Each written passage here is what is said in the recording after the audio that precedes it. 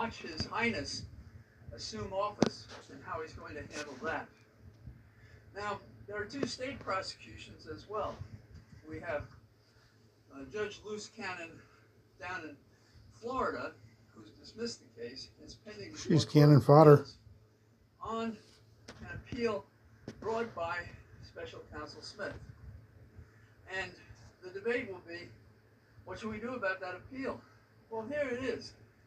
If you don't continue on the appeal, then her judgment that a bullshit schedule of appointment can limit the authority of a special counsel to do anything. On top of it, you don't get to challenge whether or not you have the case for the president having top secret documents impermissibly and then obstructing the investigation to try to find out where they were.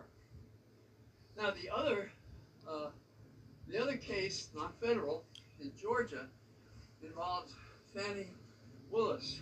I think she says it Fannie. I apologize. It's been a while since I had to say her name. And she won re-election. So what is the court going to do with her case? Now there's probably going to be a motion to say to stop it because A, Trump has immunity. B, he's been elected president. You can't try him while he's president. Bullshit. You can't. And we should. And the special counsel in the past have said exactly that. That's what we should be doing. We should be trying them. So, and you know, in the case in Georgia, it's Trump plus 18. Okay. Now, then there's also Bragg in Manhattan.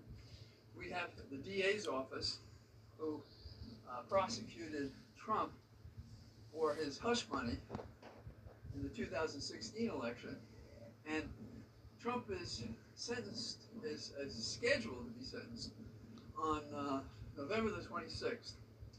Now, are they going to fall out? Now, there may be a motion by the defense, but that doesn't mean you have to follow it. And the president, Trump, when he becomes president, A, I don't believe he can pardon himself. B, he can't do anything with the state prosecution. And if this gets to the Supreme Court, what will happen then? Now, there are a couple ways to look at this.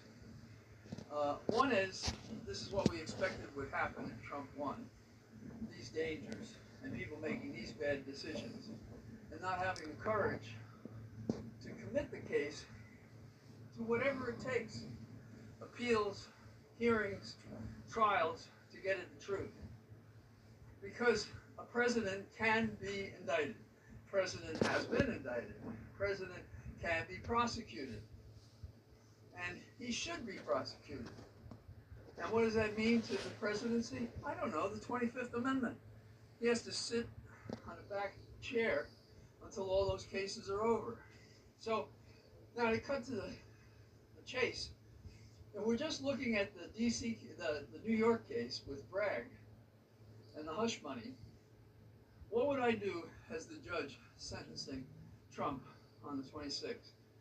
Now, being as impartial as I can be, and maybe be a fair criticism, I can't be totally impartial, but the guidelines say 4 years is fair for the 34 counts that he was charged with.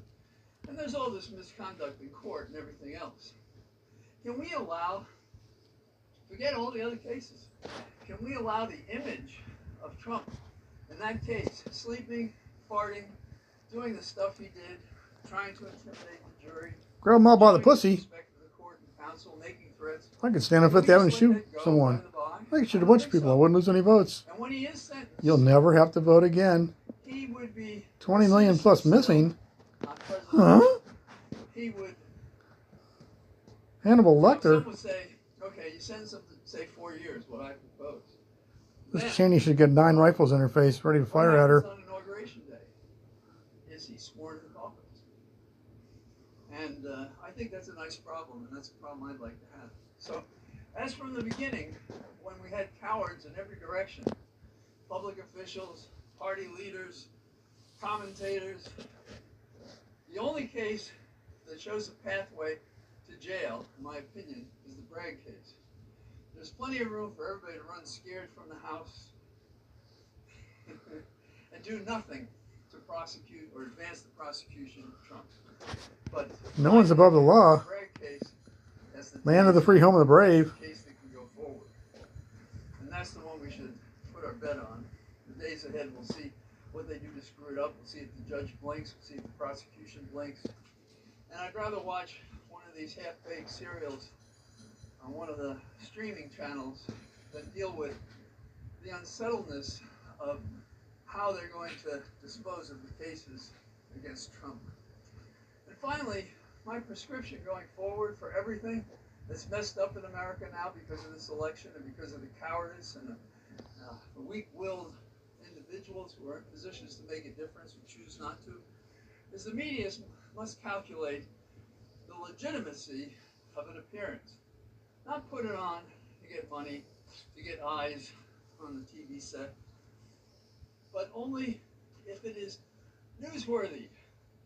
Practice some responsibility. Have yourself prepare. Have the documents, have the questions. Know how to be flexible to ask the 3 questions instead of the 10 you wanted to ask so you get at the truth. But have specials fleshing out as magnificently as the unprepared interviews were of Trump. Compensate by giving a hell of a report on what the truth is, that we were misled by Trump and his minions was otherwise. So, what do we have now? Well, I'll tell you, thank God for our comics. You know, some of them give a better news report at night than anybody else, a whole bunch of them. And I do blame a too pliable journalistic ethos when it comes to looking at Trump. And it's gotten us into this jam, and we're not, as a nation, underwater yet.